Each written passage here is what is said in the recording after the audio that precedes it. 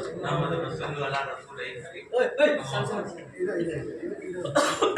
के इस क्लास के प्रोग्राम और उद्घाटन करता मेरे एक अच्छे दोस्त और बिहार सरकार में अखिलती फलाह बहबूद के वजीर इज्जत माब जनाब जमा खान साहब, मंच पे बैठे हुए जनाब अरशद फिरोज साहब मदरसा बोर्ड के एक सेक्रेटरी और माननीय विधायक महेंद्र राम जी, अनिसुर रहमान साहब, डॉक्टर यास्मीन साहब, गुलाम मोहम्मद साहब और इस प्रोग्राम के करता धरता मेरे सरपरस्ती में लेकिन सुबह से शाम तक परेशान रहने वाले और इदरिसिया समाज के राष्ट्रीय अध्यक्ष बड़े भाई अलीमा भारती साहब, डॉक्टर दानिश साहब, मदरसा बोर्ड के इजहार असलम साहब, निजामुद्दीन साहब और गजनवी साहब।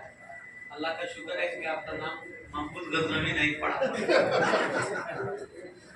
डॉक्टर दानिश साहब, साबिर सिद्दीकी साहब, हाज़रीन मजलिस, मैं अपने आप को खुशनसीब समझता हूँ।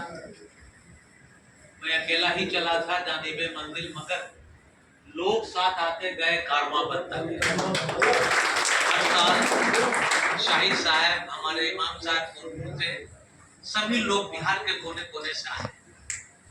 मैं तो सिर्फ ये कहूँगा कि मैं अकेला ही चला था जानिबे मंजिल, मगर लोग साथ आते गए, कारवां बनता गया। वो इसलिए मैंने कहा कि आज दो अजीम शख्सियत की जो हम लोग यौम पैदाइश मना रहे हैं, हम लोग उनके दीदी हैं, उनकी कुर्बानियां, उन्होंने जिस भंवर से हम लोगों को निकाला है और आज कुर्सी पे बैठने का मौका दिया, आप लोग साइड बैठ जाए, कुर्सी पे बैठने का मौका दिया, यही लोग हैं जिनके वजह से आज हम लोगों का सफेद कुर्ता और पैजामा और मदरसा बोर्ड या विधान परिषद के सभापति भी रहे। मैंने खुशबुओं के बंद खोल दिए, मैंने खुशबुओं के बंद खोल दिए, अब हवा तेरी जिम्मेदारी। मैं ये प्रोग्राम इसलिए करता हूँ कि जो लोग अपने बुजुर्गों को याद नहीं करेंगे, आने वाली नस्लें उनको भी याद करेंगी। प्रोफेसर अरशद फिरोज साहब और लोगों ने जो अब्दुल कयूम अंसारी साहब के बारे में ईयर वाइज बताया और खास करके अब्दुल हमीद साहब शहीद, जिनको हम लोग मरा नहीं कहते, इस्लाम में शहीद का दर्जा मंत्री जी वो अल्लाह के तरफ से रिज़्क़ पाते हैं और अल्लाह के रसूल ने ये हदीस भी कहा कि जहां भी रहो अपने मुल्क की, अपने सरहद की पासबानी करो। और ये वो शख्स है जो अपने मुल्क की पासबानी करने के लिए एक 3-4 साल का बच्चा को छोड़ करके, जवानी के उम्र में जाकर के छोड़ करके और सरहद की निगरानी करने के लिए अमेरिकन पेटेंट टैंक उड़ा दिया। आज उनको पूरी दुनिया याद करती है। और वही साथ में हमारे बाबा कौम अब्दुल कयूम अंसारी साहब, यूं तो बहुत सारे काम किए वो, लेकिन एक कलम से मैं वजीर फलाह बहबूद से इशारा करना चाहता कि जिस एक कलम से अब्दुल कयूम अंसारी साहब ने 520 मकतब खोला था, आज आप वजीर फलाह बहबूद हैं, आपके कलम से कुछ ऐसी काम हो जाए कि आने वाली दुनिया आपको याद। मैं दिल की गहराई से आपको बोलता हूं कि आप उन लोगों में से नहीं हैं जो लोग अपने आप को समझते हैं। मैं दावे के साथ कहता हूं इस बड़ी मजलिस में कि जमा खान साहब ऐसे नहीं है। बगैर तफरीक के मिल्लत के लिए काम करते हैं। इन्हें मैं 4 दिन पहले से चेस कर रहा था, ये धराए नहीं हमसे, कल धराए हैं। छोटे भाई हैं, उम्र में हम इनसे 2-4 साल बड़े होंगे, लेकिन इनकी इनकसारी देखिए कि इन्होंने कहा कि भैया आप जहां एड्रेस बता दो मैं टाइम पे आ जाऊंगा। और बिहार सरकार में ऐसे मंत्री ढूंढने से नहीं मिलेंगे जो 1.5 घंटा से एक छोटी सी महफिल में आके बैठे हुए कि हम अपने कौम का दर्द,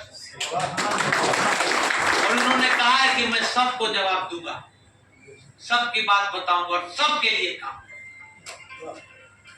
मैं आप लोगों का एक एक लोगों का यहाँ आने का शुक्रिया अदा करूंगा और मैं सिर्फ यही कहूंगा कि जिस तरह से अब्दुल कयूम अंसारी साहब ने एक दिया जलाया या परमवीर चक्र ने अपने मुल्क को बचाने के लिए एक काम किया, मैं भी आज इस वक्त के मुसलमानों के रहनुमा जबा साहब से मैं एक रिक्वेस्ट करूंगा कि हम एक प्रोग्राम करना चाहते हैं। ये जो अशराफ, ये जो अजलाफ, ये जो अर्जाल, ये जो तीन तबकों में बटे हुए हैं हम लोग, अगर हम लोग ऐसे ही बटे रहेंगे तो सब लोग कटते जाएंगे। आप तीसरी बार बने हैं, उसमें सब लोगों का खून शामिल था और तब आपको तीसरी बार बनाया गया। मैं भी जब विधान परिषद में लड़ के आया तो लालू यादव के परिवार से लड़ा, लोकसभा लड़ा लालू जी से, राबड़ी जी से लड़ते आए। ऐसा नहीं है कि कोई एक अराजक का एमएलसी है जो मरहूम मिन्नत है, तलवार चाटता है और वो मेरे ऊपर छीटा कसी करते, उसकी क्या मजाल है? उसका बात तो मैं नोटिस नहीं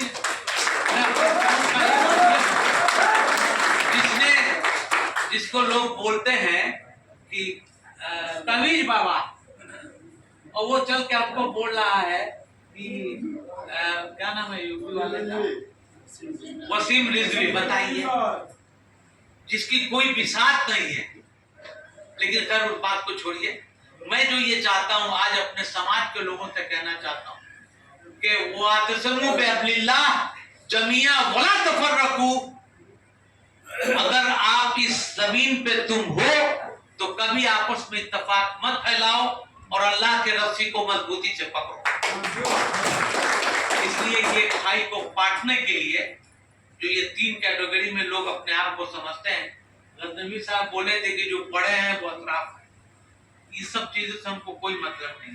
हम कितना देर तक अल्लाह के रसूल सल्लल्लाहु अलैहि वसल्लम जो काफिला लेके चले थे 1448 साल पहले, उस काफिला में हम कितने शरीक हैं, जमा खान साहब कितने शरीक हैं, इसका एहतसाब हम लोग खुद कर लें या अरशद फिरोज साहब कर लें तो कोई बात, तब सब बात सामने आ जाएगी। इसलिए मैं आज इस मंच से ऐलान करता हूँ कि बहुत जल्दी हम लोग अब्दुल कयूम अंसारी साहब, अब्दुल हमीद साहब और मौलाना अबुल कलाम आजाद, अशफाकुल्लाह खान और गुलाम सरवर, इन सब लोगों को एक नाम देंगे। मैं तो अपना काम करके चला जाऊंगा, मैं तो पका हुआ हूँ, I am 65 years old now, अब हमको क्या करना है। लेकिन मैं एक पैगाम देना चाहता हूँ बिहार के मुसलमानों को कि हम लोग एक प्रोग्राम करें तमाम भाई कि हमारे बुजुर्ग, हमारे विरासत, हमारे बुजुर्ग, हमारी विरासत एक प्लेटफॉर्म पे लाने के लिए मैं कोशिश करूंगा। आप आइए मत आइए, आपका काम है, मेरा इसका अजर और हमारे खान साहब का अजर हम लोगों को आगे मिलेगा। मैं बहुत कम शब्दों में, चूंकि बात तो बहुत थी, लेकिन मैं इतना ही कहना चाहूंगा कि महेंद्र राम जी जो आके बोल के गए मदरसा के बारे में, कौम का जज्बा रखते हैं, मदरसा के बारे में बहुत डीपली जानते हैं। और मैं आपको एक बात बता दूं, आप सब लोग यहाँ हैं, जिस तरह से मदरसा टीचर का सैलरी समान शिक्षक के बराबर नीतीश कुमार जी ने कर दिया, मैं तो उनके लिए हमेशा बोलता हूँ कि हजारों साल नरगिस अपनी बेनूरी पे रोती है, बड़ा मुश्किल से होता है चमन में दीदावर में, उसी सब को नीतीश कुमार कहते हैं। और आज एक तकनीकी बात कहते हैं जिसमें बहुत सारे लोग शायद मेरी बात से डेविएट कर जाएं, लेकिन जितना काम नीतीश कुमार जी ने किया और जितने मुसलमानों को हज कराने का काम किया, बिहार में कोई ऐसा आदमी पैदा नहीं। जिन लोगों की सैलरी 1500 रुपया थी, 2000 थी, उसकी उस टीचर की सैलरी 70,000 तक हो गया और उसके घर में खुशहाली हो गया। और जब पैसे आ गए तो उन्होंने कहा कि हज पे जाएंगे। नीतीश जी ने हज भवन बना दिया, नीतीश जी ने सब्सिडी दिया और सबको हज करने के लिए इजाजत दी, सबके घर ठीक हो गए। अब अगर कोई कागज पे मदरसा चलाएगा तो मैं जब तक रहूंगा चलने नहीं। इसलिए कि मुझे अल्लाह के यहाँ हिसाब देना है। कागज पे मदरसे नहीं चलेंगे और सरकारी खजाने का लूट नहीं चलेगा जब तक मैं रहूंगा। और हमारे बुजुर्ग जिस मदरसा को सींचे हैं, किसी कीमत पर उससे बर्बाद भी नहीं होने। लेकिन कुछ फ्रॉड लोग कागज पे करके और जो कर रहे हैं काम, मैं जब तक रहूंगा ऐसा नहीं होगा। और उसके लिए जो आप लोगों की लड़ाई भी है, आपके एरियर है, आपका ट्रेन की जो है वो बहाली है, वो सब काम हमारे बोर्ड के मेंबर, ये 2 माननीय सदस्य बैठे हुए हैं और हम लोगों के इमीडिएट बॉस जमा खान साहब बैठे हुए हैं। मैं यकीन दिलाना चाहता हूं कि इसी तरह से प्यार मोहब्बत बनाए रखिए, अपने बुजुर्गों को याद कीजिए, ताकि आने वाले दिनों में आपको लोग भी याद करें। आप ऐसा काम करके जाइए कि लोग याद करें। एक छोटी सी कहानी है 20 सेकंड की, कि एक जुगनू जो है चलते जा रहा था और पीछे से एक सांप जो है उसको डसने के चक्कर में था। भागते भागते जब वो नहीं पा सका तो उसने बोला कि सांप भैया मैं तुम्हारा क्या बिगाड़ा हूं, इशारा समझिएगा, मैं तुमको कोई परेशानी करता हूं, मैं तुम्हारा हिस्सा मारता हूं, मैं तुम्हारा कुछ काम तकलीफ देता हूं। बोला नहीं, तो फिर हमारे पीछे क्यों पड़े हो? बोला पीछे मैं इसलिए पड़ा हूं कि तुम चमकते जा। अगर आप लोग ठीक से रहिए और ठीक से सुलह हुदैबिया का तर्ज पे अपनी जिंदगी को गुजारिएगा, तो आप यकीन मान लीजिए कि आने वाले दिन में आपको कोई हाथ पकड़ने वाला साहब जो थे वो उनके समाज के राष्ट्रीय अध्यक्ष हैं, उन्होंने बड़ी अच्छी बात कही कि इतने सितारे हैं, कम सितारे हो गए। अरे यूं तो दरिया में होते हैं कतरे ही कतरे सब, यूं तो दरिया में होते हैं, चूंकि बहुत ज्यादा बात करेंगे तो लंबी हो जाएगी, तो उसको कूजे में बदल देते हैं, समुद्र को कूजे में ला देते हैं, उनके सभी स्पीच को समझा देते हैं कि यूं तो दरिया में होते हैं कतरे ही कतरे सब, कतरा वही है जिसमें के दरिया दिखाई दे। अपने आप को चमकाइए और आधी रोटी खाइए, बच्चों को पढ़ाइए। अगर आप पढ़ लिख जाइएगा तो दुनिया की कोई ताकत नहीं है आपको कहीं भी शेर कर दे। हम लोग फिरके में बटे हुए हैं, मसलक में बटे हुए हैं, अल्लाह अकबर यहाँ पढ़िए, यहाँ पढ़िए, यहाँ पढ़िए, सब अल्लाह को मंजूर है। इसी में मौलाना उलझाया रहता है। अब हमारे सोनपुर गए वो हैं, पता नहीं उनको निसाब क्या है, लेकिन हम तो बेबाक बोलते हैं। सलीम परेज जिंदाबाद।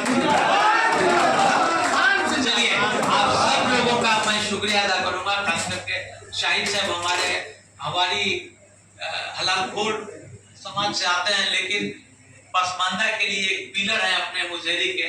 आपके इमाम साहब हो गए और जितने पुराने साथी हमारे हैं रफीगंज से और जहाँ से भी लोग आए हों, और एक बार फिर से मंच के सभी लोगों को मैं मुबारकबाद देता हूँ कि मेरी शॉर्ट नोटिस पे हमारे वाले इमाम भाई भारती जी के शॉर्ट नोटिस पे आप लोग आए, आपका बहुत बहुत शुक्रिया।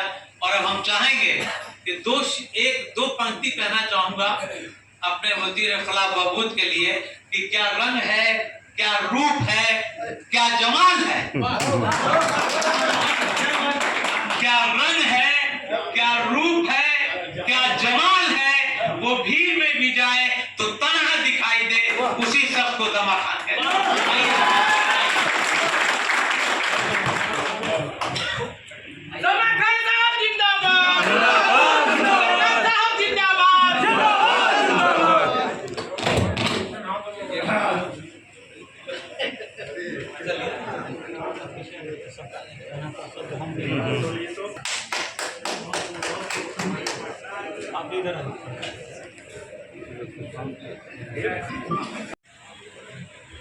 तमाम मेरी शख्सियत जो मौजूद हैं,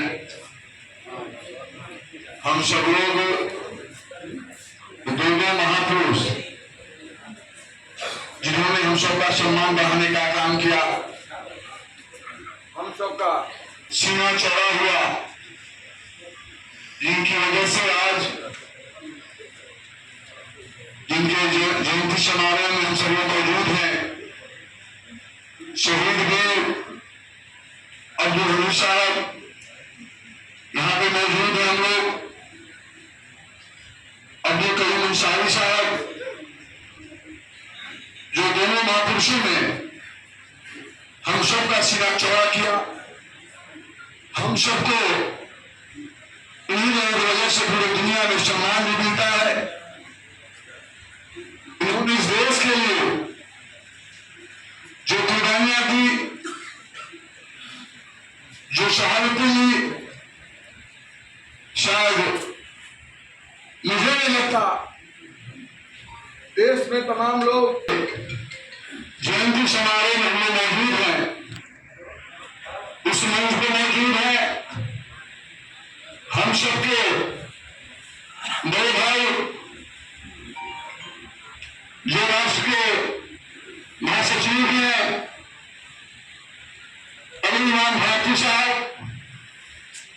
जिनके बारे में पहले से भी मुख्यमंत्री के भी चाहते हैं, हमारे भाई सलीम बड़े साहब जो रक्षा बोर्ड के चेयरमैन है बिहार राज्य के, यहाँ पे मौजूद है।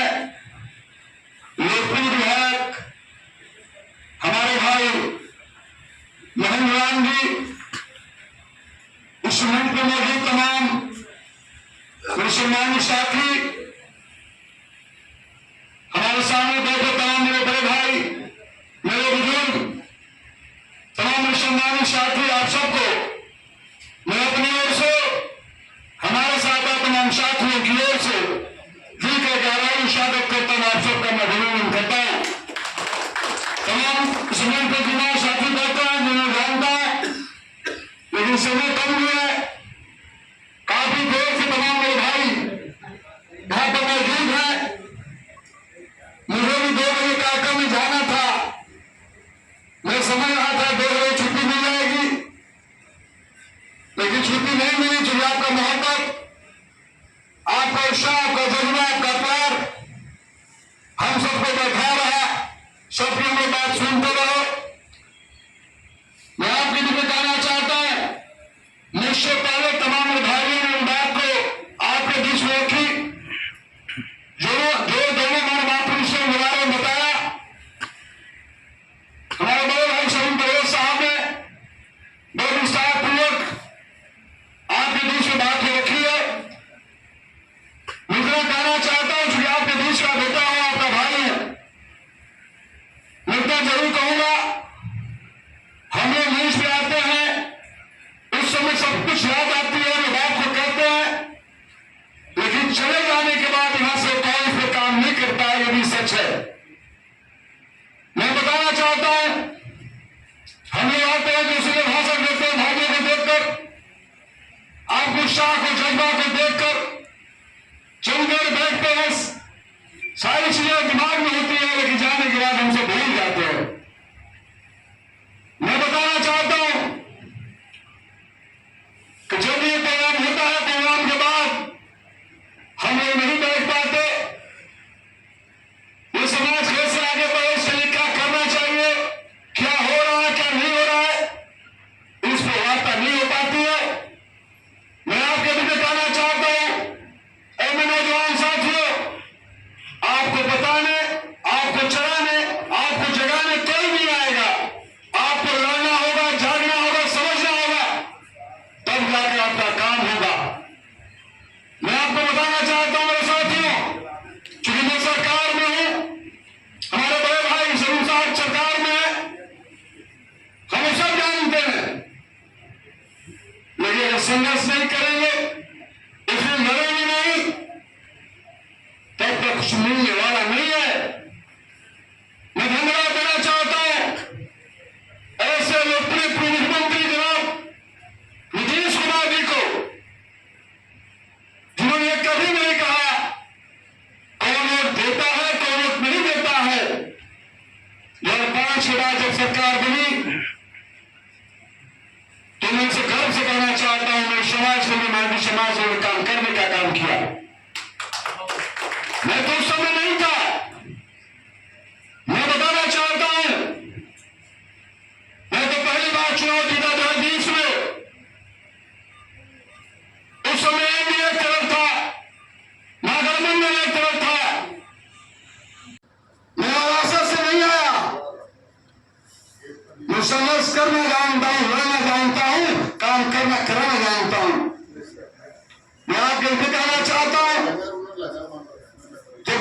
2019 में जीत आकर जो दामन थामा जनाब नीतीश कुमार जी का कोई निस्वार्थ नहीं था, स्वार्थ था कि बिहार में रहने वाले अपने समाज का सम्मान और मकाम हो। उम्मीदवार देव भाया माइनॉरिटी उपलब्ध पिता नहीं सलीम बात मैं बताना चाहता हूं कैबिनेट मैंने जो चीजें पास थी माइनॉरिटी समाज के लिए मैंने मंथन किया, अध्ययन किया। मैं किसी आलोचना नहीं करना चाहता। जिस सरकार को मैं समाज के लोगों ने चाहा, जिस सरकार के मैं समाज के लोगों ने आगे बढ़ाने का काम किया, जिस सरकार को हमारे समाज के लोग समर्पित रहा करते थे, उनका भी मंथन अध्ययन किया। अपने नेता जनाब नीतीश कुमार का मंथन किया, अध्ययन किया, कैबिनेट में किया हुआ जो भी विकास की बातें थी उसको मंथन और चिंतन किया। मैंने देखा जिक्र हो रहा था मंच पे मदरसा से संबंधित। उस जमाने में मदरसा के टीचरों का क्या हाल था आप जानते हैं, मदरसा क्या हाल था आप जानते हैं, मैं नहीं जाना चाहता। मैं बताना चाहता हूं हॉस्टल का क्या हाल था। इस बिहार के आवासीय विद्यालय में नहीं थे जो मंत्र और चिंतन किया। हमारे मनी समाज के रोजगार के लिए 5 लाख ऋण था। मंथन चिंतन करने के बाद मैं अपने नेता जनाब नीतीश कुमार जी बैठ कर बात किया। मैंने कहा कैबिनेट में पास हो, हर जिले में आवासीय विद्यालय बनेगा।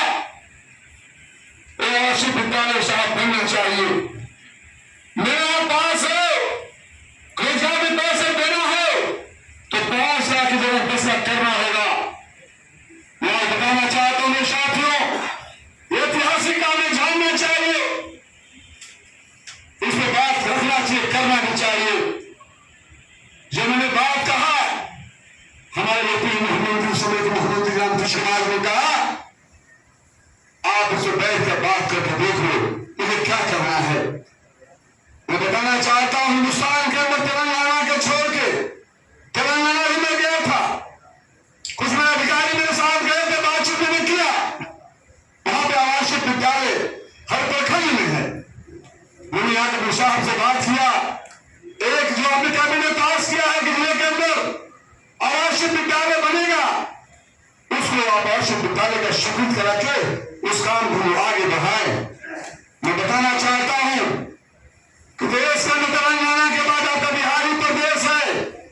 लगभग आवासीय विद्यालय 24 स्वीकृत हो चुका है, 2 संचालित है, 6 संचालित होने जा रहा है अगस्त तक।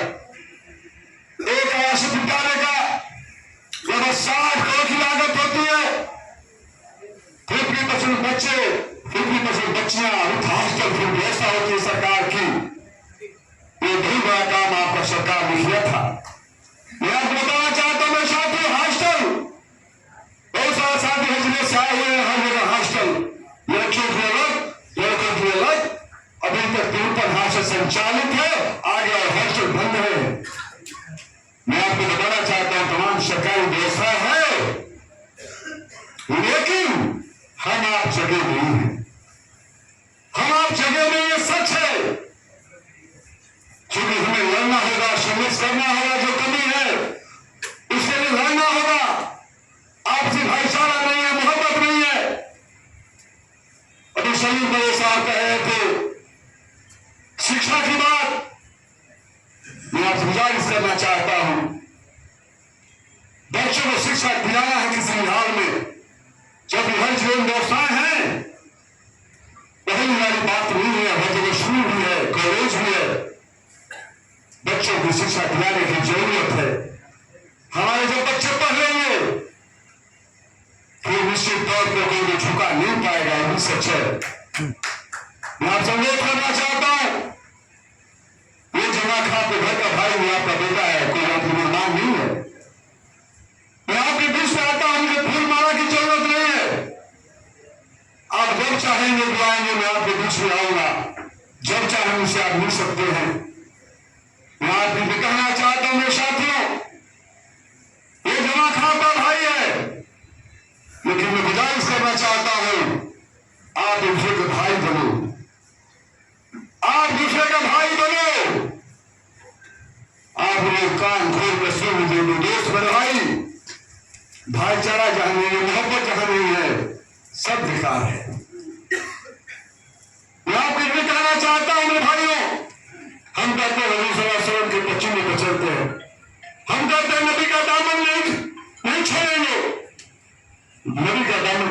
पकड़े हैं। भाई भाई से बात नहीं करता, पड़ोसी से बात नहीं करता, मां से बात नहीं करता, कहता है मुसलमान है। मुसलमान का मतलब क्या होता है? पहले के लोग जानते थे मुसलमान का मतलब, और उन्हीं से ही नहीं है। हफ्ते महीने में भाई से नहीं बात करता, गांव में बात नहीं करता, पड़ोसी से बात नहीं करता। मेरे भाई किताब में लिखा है, मेरे जो रूह है, जो मेरी आसमानी किताब है, जो रूह है, रूह में लिखा हुआ है पहले भाईचारा, पहले मोहब्बत। अब पड़ोसी से बात नहीं करते, भाई से बात नहीं करते, धूल धूल बात को लेकर बेवाद हो जाते, कहते हैं मुसलमान। मेरे भाई को विचार करना होगा, क्यों पीछे जा रहे हैं? अरे 18% है आप, अगर पूछा नहीं जा रहा है। इस 18% में इंडियन चुनाव 4-5 लोगों को अकेले जमा खर्चा जीत जाता है, जहां तो 9% मुसलमान होते हैं। इसे विचार करना होगा।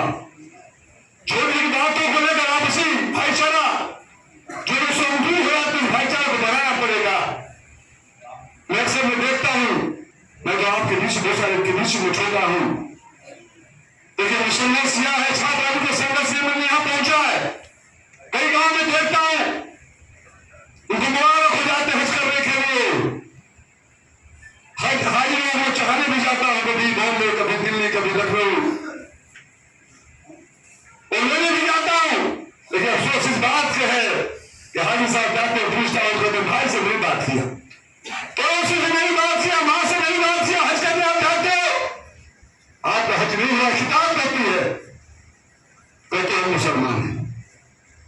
मेरे भाई को दोस्तों, इस पर नोटिंग करना होगा, चिंतन करना होगा, हमें बैठना होगा।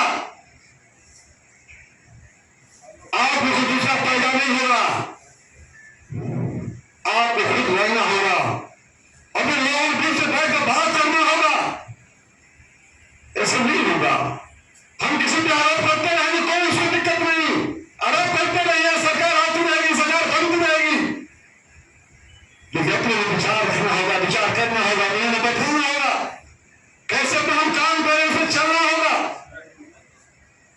बहुत सारे प्रतिनिधि भाई आए थे, माइक से बोलने की बात रखे, मैं उनसे कहना चाहता हूं, आप जागो, जगाओ।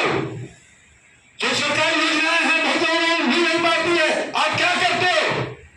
सरकारी योजनाएं हैं, उनकी पायदान पर नहीं पहुंच पाता है, किसकी कमी है? मैं पूछना चाहता हूं। 25,000 अंतरराष्ट्रीय डॉक्टर में देता हूं, 25,000 में देता हूं। बहुत सारे गांव में बहनों को नहीं मालूम है, जानकारी नहीं है। तो साथ में संघर्ष करना होगा, मन से आकर लोगों